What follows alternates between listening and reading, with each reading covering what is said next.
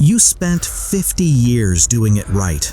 Church, prayers, tithing, service, faithful spouse, reliable friend. You kept all the rules. But around age 55, you realized something. It was still not finished. You still felt wrong. Like no matter how much you had done, there was still a voice saying, "You are not enough." What if that feeling is true? Not about you, about the system you were taught. Hebrews is written to that exhaustion, to Jewish Christians spiritually collapsing, tempted to go back to the tangible system they had left behind. The author doesn't say try harder. He says enter a different kind of rest. But first, he has to redefine what rest means. And to understand what he actually says, you need two Greek words. Two words hiding in the text for 2,000 years. Once you unlock them, you understand why you feel what you feel. And you understand that it might finally stop. The first word is katabasis, rest. The author is quoting Psalm 95. A generation of Israelites at the edge of Canaan turned back because of unbelief, their own refusal to trust. And here is what almost no American Christian understands. The rest in Hebrews is not the weekly Sabbath. It is not heaven someday. The text proves this with devastating simplicity. Look at Hebrews 4:8. If Joshua had truly given Israel the ultimate rest, God would never have spoken of another day through King David, hundreds of years later. But he did, which means Joshua did not give the ultimate rest, which means that promise is still available. It is waiting for you.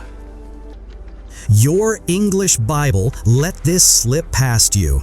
But the Greek has been saying it for 2,000 years. This is not about a day off. This is about something deeper. So what is the rest promised in Hebrews? It is a spiritual reality, not a location, not a day, a reality of trusting God instead of striving, entered by faith, not by performance.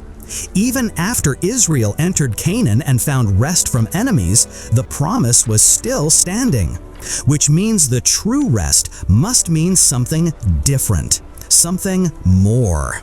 Now, someone will say, but faith without works is dead. Doesn't this encourage laziness? No, the author is not against works. He is against doing works to earn God's favor. There is a fundamental difference. You do not stop working. You work from a place of rest, not to achieve rest. You serve from a finished identity, not from a deficit identity trying to complete yourself. God rested on the seventh day, not because he was tired, because his work was finished, perfect, complete, nothing to add, nothing to improve. Then the author connects this directly back to you.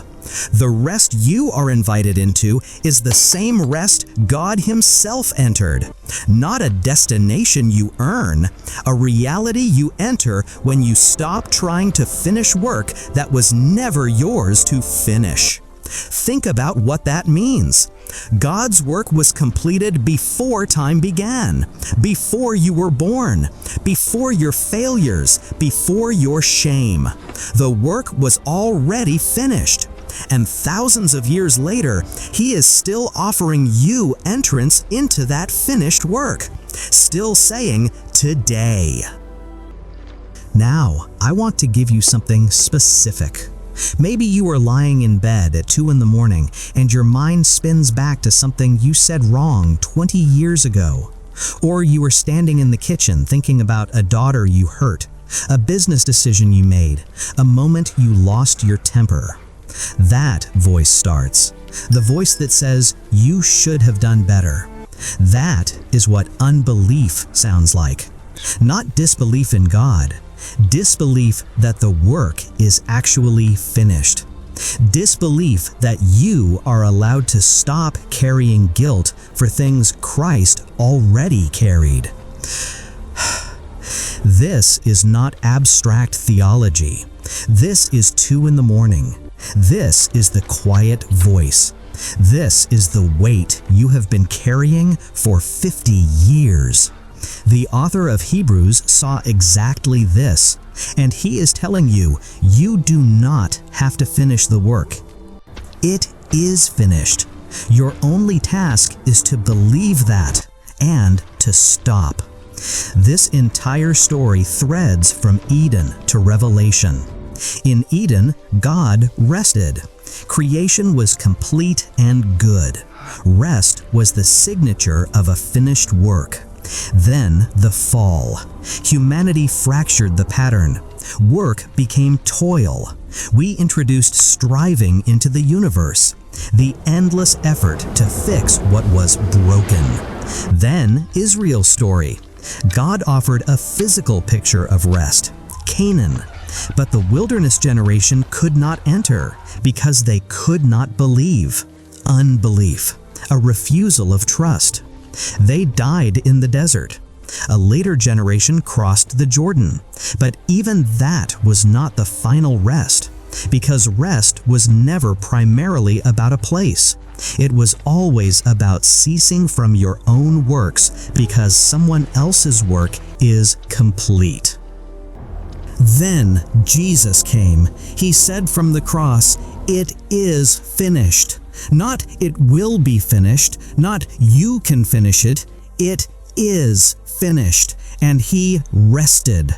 And Revelation promises the end, a final eternal rest for God's people in a new creation, a new Eden, a Sabbath without end, when all the striving stops, when all the shame stops.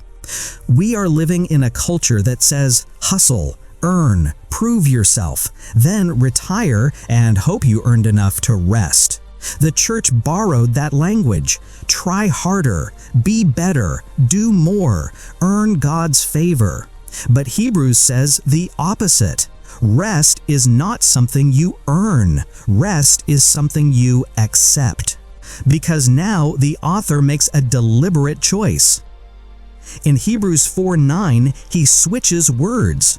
He has been using katapausis throughout, but suddenly he introduces a new word, a word appearing nowhere else in the entire New Testament, only here. Sabbatismos.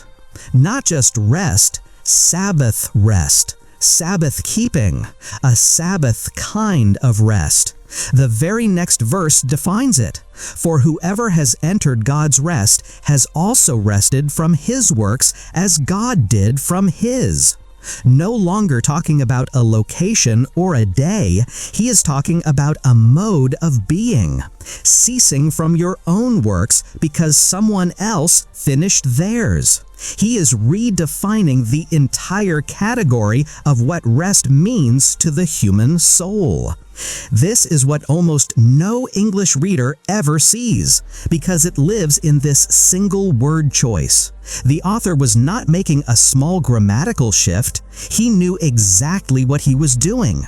He was talking to Jewish believers who had kept the Sabbath their entire lives, and he was saying the Sabbath was always a shadow.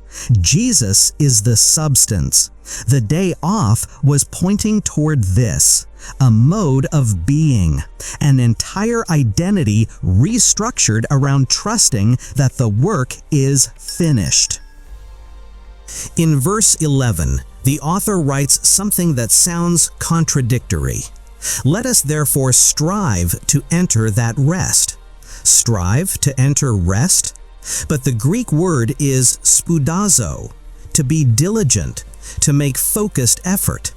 He is not calling you back to works. He is describing the focused energy it takes to keep trusting when everything in you wants to grab the work back. When you want to say, I can control this, I can fix this. Unbelief and anxiety are the default. Falling back into worry requires no effort. To strive to enter that rest is the daily choice to turn your trust away from yourself and place it on the finished work of Christ. The striving of faith, not the effort of works. And there is one more word the author repeats like a drumbeat. Today. Today, if you hear his voice. Not someday. Not when you have finally achieved enough. Not when you retire. Not when you fix the thing you are trying to fix. Today.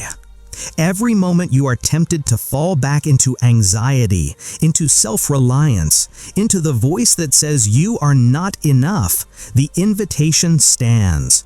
Today. Enter the rest that is already prepared. So what does this actually look like? When you wake up at 3 in the morning with anxiety about something you cannot control, you remember, the work is finished. I do not have to fix this. When you feel guilty about something you said wrong, you remember, my identity is not built on my performance. It is built on what Christ finished. When you want to quit your marriage because it is too hard, quit your church, quit your faith, you ask yourself, am I quitting because the work is impossible? Or did I believe a lie that the work was mine to finish? That is when you remember, it is finished. I can rest. So then, there remains a Sabbath rest for the people of God. For whoever has entered God's rest has also rested from his works as God did from his. The question was never only what you have done.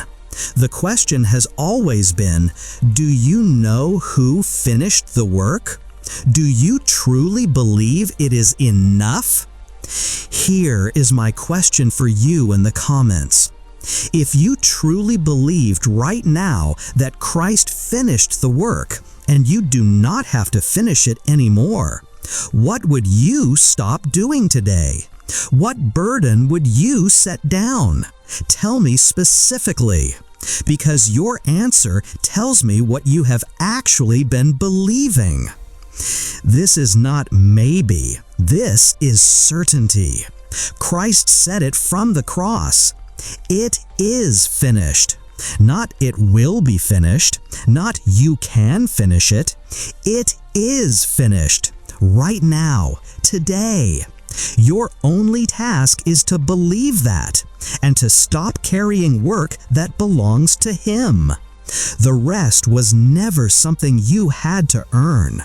It was always something you had to trust. And that rest is waiting for you today.